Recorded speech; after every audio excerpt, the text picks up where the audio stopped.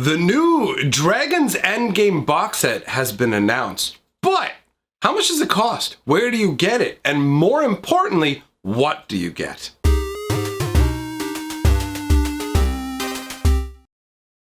Greetings, owners of fine luxury cardboard rectangles. We are here today to take a look at the upcoming Dragon's Endgame product. Now, this is an SDCC exclusive.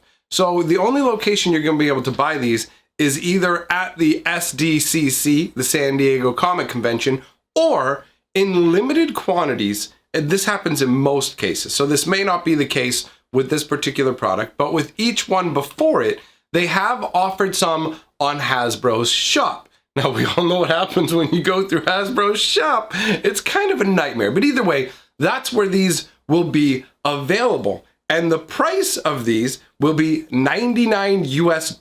So basically $100. That's what it's going to break down to. Now that out of the way, we can talk about the most exciting part. What actually is it? What do you get? Well, you're going to get 5 special treatment cards. Let's talk about the cards first, and then we'll talk about what it all represents story-wise, because these cards are very, very striking, and you're going to want to see them individually. They are quite interesting. So we're starting out with God Eternal of Contra. This is going to be a set of 4 God Eternals and another card, which I'm guessing if you've sorted out what the name is about, you'll be able to figure out who the 5th card is. But either way, no jumping ahead. We shall start with the God Eternal of Contra. This is 2 white, 3 colorless for a 3/6 zombie god with double strike. Whenever you cast a creature, you get to make a 4/4 black zombie warrior creature token with vigilance. And all of these gods have an ability built in where if they would get destroyed and be sent to your graveyard or would be exiled, instead they go back into your deck as the 3rd card from the top. So that is equivalent on each of these gods. Now it's interesting to note that these are zombie gods, but you won't be able to tell that by the artwork. The artwork has a very interesting stylized choice, truthfully. It's got this sort of silhouette where you have a lot of black artwork, and then you have the face of the god, but that face is actually made out of just showing portions of a background. At first, it kind of looks like you have a cat face with the eyes and the nose and little fangs, but that is actually the Parhelion breaking through the clouds. And down in the neck area, you can actually see the spires of Ravnica as well. So this is all set in Ravnica. You can see the stormy skies. I actually really like the way that they've chosen to do these. They stand out very much from other Magic cards. They have a very distinct feel. And some of the mostly black cards, like when they did all black Planeswalkers, they didn't turn out too well. This is their first foray in trying this kind of silhouette representative artwork instead of a direct, here's Oketra. It's kind of, here's the shape of Oketra with an actual background behind it. And for me, that's a fantastic choice. And actually, Oketra is one of my favorites in terms of the actual God Eternal cards. But the artwork for it isn't my favorite. There's one that I find really striking out of all 5 of them. The next one we're going to talk about is God Eternal Kefnet. This is 2 blue and 4 colors for a 4/5 flyer. And you can reveal the first card you draw each turn as you draw it. Whenever you reveal an instant or sorcery card that way, you can copy it and cast it for 2 mana less, which is not too shabby at all, an ability, in all honesty. And then it has the standard God Eternal ability where, boom, put it back in the deck. Again, we can see you have the outline of Kefnet. Kefnet is a bird god, in case you didn't know. So that's why you see the weird kind of tiny little head with the long beak. It always makes me laugh that the god of knowledge has such a tiny head. How does he keep all the knowledge in there? But again, you can see in the background, it's Ravnican scenery. It actually stands out really well in this artwork, and all the blue of it ties in well to a blue card. So this artwork is pretty nice, but it's still not my favorite of the 5. After that, we've got what to me is my favorite, honestly, the way they use the artwork for this one, God Eternal Bontu. Let's talk about the card, then we'll spend some time admiring that lovely art. So this one's 2 black, 3 colors for the 5/6 Menace Zombie God. And she has the ability that when she enters the battlefield, sacrifice any number of other permanents, then draw that many cards. These are all obviously the God Eternals from War of the Sparks given a different treatment. Now, the artwork for this is fantastic because you have a stormy sky, and one of the bolts from the storm actually represents the eye of Bantu. I just really like this like sort of almost murky, deep, cloudy green. It looks absolutely fantastic to me, and I like the way the storm at the head contrasts how calm it is down in the body area, where you've just got like what looks like much calmer skies, and you can see part of a Ravnican building that's having clouds swirl around it with lightning arcing by. Honestly, these could actually be the lightning that it's showing there could actually be planeswalker sparks being drawn in towards. Oh, who knows who the sparks are being drawn towards. We'll get to that. Either way, this is my favorite artwork of the God Eternals for sure. Although a close second is actually God Eternal Ronus. I like the artwork for this one as well. This is 2 green, 3 colors, 5/5 Death Touch. When he enters the battlefield, double the power of each other creature you control until end of turn, and those creatures gain vigilance until end of turn. I love Ronus. I love big green beefcake creatures, so I love this card all by itself. But its ability, beautiful. The artwork, fantastic. You've got his serpent head, which has a very Egyptian feel, which is what the Amonkhet gods were like based on. They had that very Egyptian feel to them.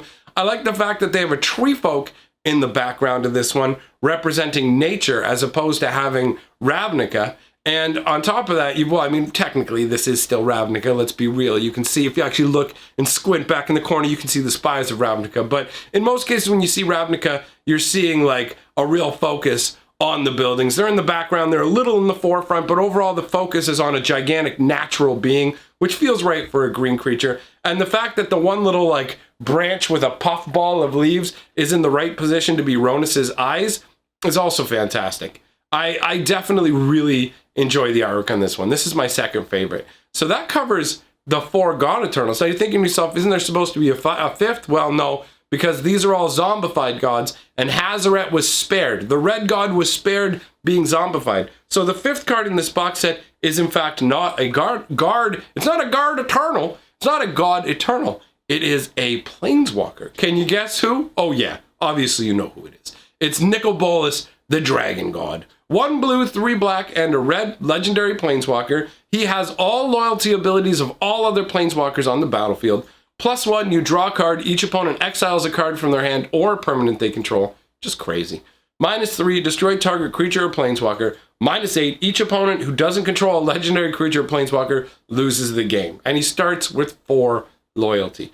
So this is obviously a very decent planeswalker. Again, he is from War of the Spark.